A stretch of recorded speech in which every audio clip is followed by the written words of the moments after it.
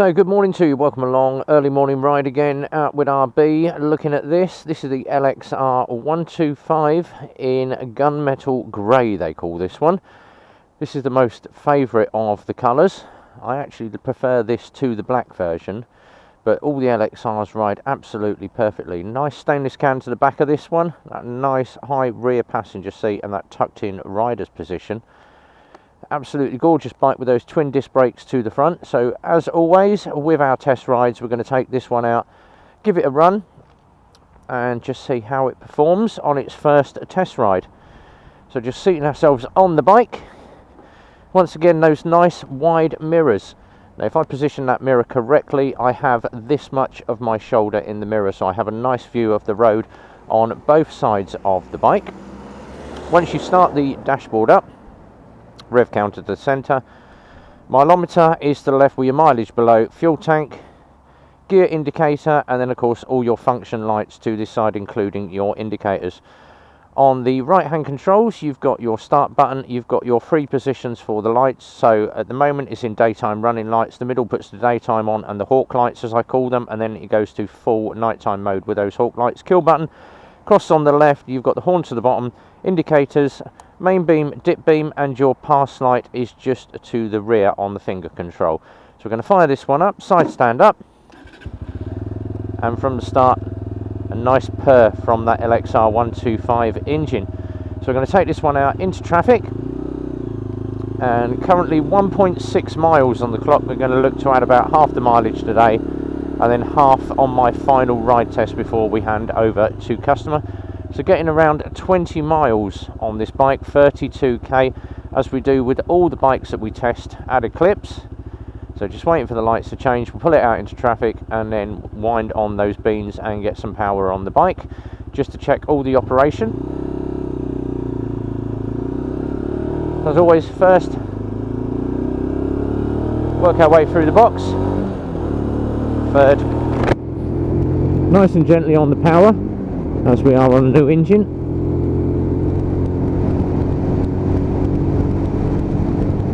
Into fourth and then up into fifth. Obviously I've got quite a headwind on today. Roads are semi-damp and obviously occupying position 1 and just trying it over those potholes and the bumps, and suspension working very well. I can feel the road below me, I know exactly what is going on, but that suspension is working very well of soaking up the bumps. Just rev matching down through the gearbox, and it pulls on that gearbox very nicely, coming in hard on that front brake, and that does stop very well on those discs. So as usual, first little bit of mileage that I will do is going to be on the dual carriageway, just to sit it at the optimum speed and just make sure that it's not pulling back and that the bike is running correctly. So up into 5th gear and then just give it some beans and wind the power on, and we're going to sit it around about 40 to 42 mile an hour, quick burst up to 43, and then we're going to sit it back around about 40. So just to double check everything's all okay, hold the throttle for a certain amount of time and then we just give it little bursts of acceleration just to make sure it's all okay. As normal with these LXRs, we never have an issue with them, unless of course you get what's called a Friday bike, and we've not had one of those yet. So absolutely perfect LXR. Now with these, obviously if you've looked at the stats of registrations for 2020 so far, obviously Honda still occupying the #1 position, and they do every year, but the LXR, believe it or not, for 125 sales is #2. So it's the second best selling bike in the UK at the moment, registered with DVLA. And lo and behold, obviously being a Kawasaki rider, we're down in 5th position. So obviously Kawasaki sales not very good this year, but the LXR up in #2 position. So you can go out and check the stats yourself. If you go on to most registered bikes 2020, that will give you the stats of all the bikes that have been registered so far for 2020. And if you look at 2019, LXR was up there as well, playing around with the top numbers.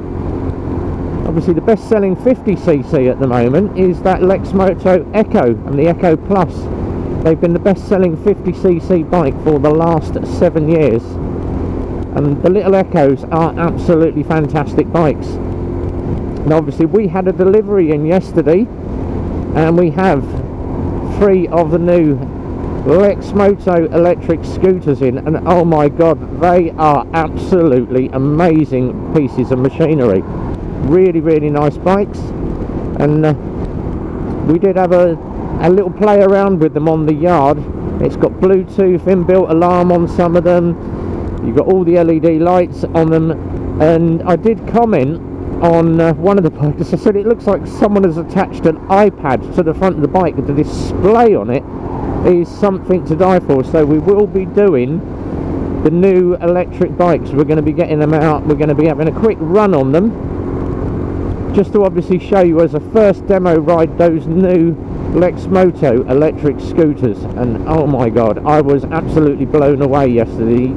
The quality, the build, absolutely everything, even down to the sort of display, the seating position is absolutely perfect. And they do run absolutely lovely as well. So obviously running around the yard, we were only sort of doing little bursts across the yard, but the acceleration on those is absolutely amazing. So obviously that and the Cypher, so 3 new electric scooters from Lexmoto, and the Cypher as well. Obviously they're all 30 mile an hour because they are all geared at the new riders that are coming onto the market at 16, and obviously the older riders that just want something to commute backwards and forwards to work. You're not going to go far wrong with an electric bike. And obviously myself, I do like my petrol engines, but after obviously riding electric motorcycles, and I know a certain moto vlogger that also does Lexmoto blogs is out riding the Zero FS, and he's had an absolute blast on that electric bike.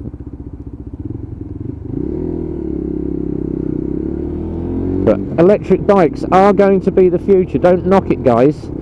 Everyone's saying, oh, electric will never catch on. With the way obviously petrol prices and diesel prices are going, and maintenance on vehicles going up and up and up, electric is going to be the in thing in about 10 years time. So do keep your eye on that page, keep an eye on the electric bikes. I actually had a ride on an Energica Ego, and that thing was out of this world. It's the power of a H2. It accelerates so rapidly. I would say that would keep up with a H2. But obviously electric bikes are a little bit more pricey, but you do get what you pay for. But after everything, I do like my petrol bikes. I do love the noise and the sound of a big 1000cc or a 750 engine running underneath me. But if I had a choice, yes, I would go electric, but you would never obviously beat the sound of a petrol engine. So what we're going to do, we're just going to crack some more mileage onto this. Take it one more trip down the dual carriageway, and then we're going to go in and do some urban mileage on this one. So just pulling it back through the box. Gear change on this is very smooth, very sweet, and just giving it some low torque now from 5th gear, just leaning it slightly to bed the tyres in, obviously on new tyres on damp roads, but handles very well. And then just bringing the speed up, quick burst up to 44, and then we're going to ease it back and drop it back down to 40. And as I always say, never ever trust mirrors on bikes. Always make sure that you are shoulder checking all the time. And this little LXR is doing what it says on the tin. Perfect A to B bike. Riding position on it is not as low down as you would with a full sports bike. It's more of sort of your upright sports bike, semi-tourer or sports tourer as we say. But no ache off the wrists, very nice riding position, tucked nicely into the tank, and the knees just sat in just below those tank indents. So very, very nice seating position. I'd say the feet are about sort of 2 inches back from mid-ride. So the pegs are very, very well placed on this one. And it's very, very easy to access everything just with a tick of the foot. It's absolutely lovely on this one. So what we're going to do, we're going to crack a few more miles on this bike for the customer, and then I'll come back in when we do the urban route, so I'll catch up with you guys in just a few.